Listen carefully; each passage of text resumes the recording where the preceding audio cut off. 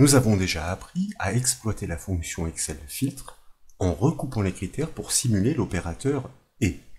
Ici, nous allons apprendre à additionner les conditions pour simuler l'opérateur OU dans les matrices conditionnelles. Sur l'exemple illustré à l'écran, nous travaillons de nouveau sur un tableau des équipes résumant les victoires individuelles.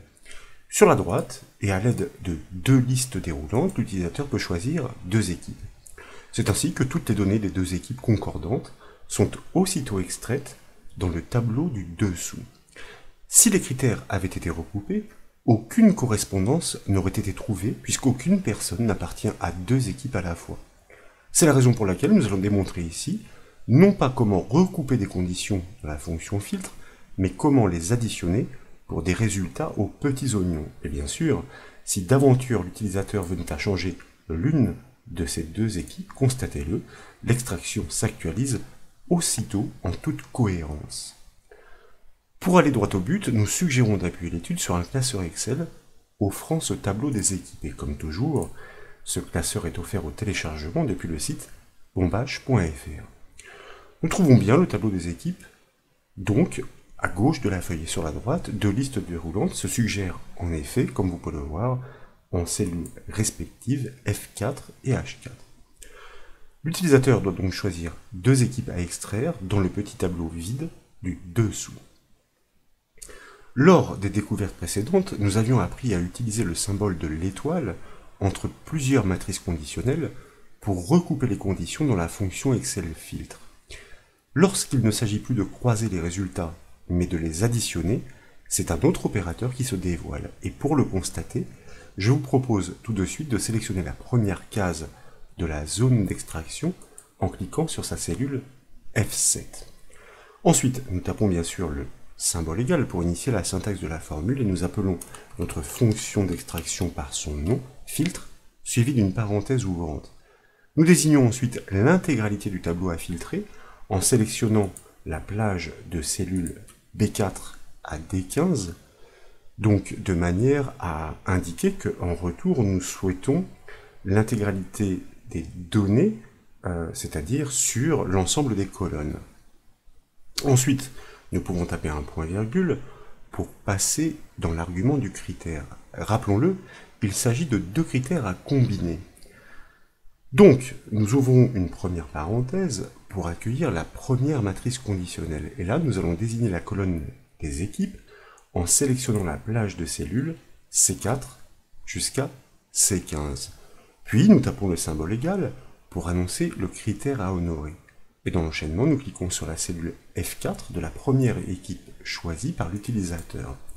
Nous pouvons dès lors fermer la parenthèse de cette première matrice conditionnelle pour ensuite emboîter le pas avec le symbole plus qui va nous permettre de simuler l'opérateur OU à la place du symbole de l'étoile ou de l'astérix pour simuler l'opérateur et. Nous ouvrons ensuite une nouvelle parenthèse pour accueillir la seconde matrice conditionnelle et de nouveau nous allons désigner la colonne des équipes puisque c'est ici que tout se passe, donc plage de cellules C4 à C15. Nous tapons de nouveau le symbole égal pour annoncer la seconde condition à respecter. Et là, nous cliquons sur la cellule H4 du second choix utilisateur. Nous pouvons maintenant fermer la parenthèse de cette seconde matrice conditionnelle. Nous pouvons fermer la parenthèse de la fonction filtre. Et enfin, nous pouvons valider la formule par la touche Entrée du clavier. Et comme vous pouvez l'apprécier, ce sont bien tous les membres des deux équipes, C et B, comme demandé, qui sont rapatriés dans le tableau d'extraction. Et si vous changez l'une d'entre elles, par exemple avec la seconde liste déroulante pour remplacer l'équipe C par l'équipe A, vous remarquez que l'extraction s'actualise aussitôt pour fournir le mélange des deux équipes choisies. Cependant, et pour des résultats plus saisissants, il apparaît opportun de pouvoir ordonner les informations à la sortie en les regroupant par équipe. Pour cela, et comme nous l'avons fait dans le volet précédent, il convient d'engager la fonction Excel trier sur notre syntaxe. C'est la raison pour laquelle je vous invite à sélectionner de nouveau la première cellule de notre calcul, la cellule F7. Dans la barre de formule, par exemple, nous allons cliquer juste après le symbole égal pour pouvoir engager la fonction trier suivie d'une parenthèse sur notre précédente syntaxe, syntaxe à la fin de laquelle nous cliquons pour pouvoir taper un point-virgule et ainsi passer dans le deuxième argument de la fonction trier, indiquer le chiffre 2, fermer la parenthèse de la fonction trier. Pourquoi? Eh bien, en second argument de cette fonction, nous indiquons que les données doivent être organisées en fonction de la lettre de l'équipe. Il s'agit bien de la deuxième colonne, chiffre 2.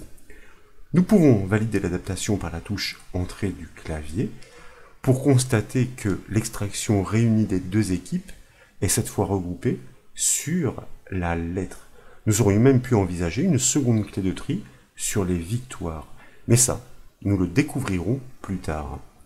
Voilà donc pour cette nouvelle astuce engageant la fonction Excel filtre et par la même occasion la fonction trier. J'espère qu'elle vous a plu. Si c'est le cas, comme toujours, je compte sur vous pour mettre un petit j'aime à la vidéo et comme vous le savez, vous pouvez retrouver toutes les astuces et formations sur le site bombache.fr. Je vous remercie.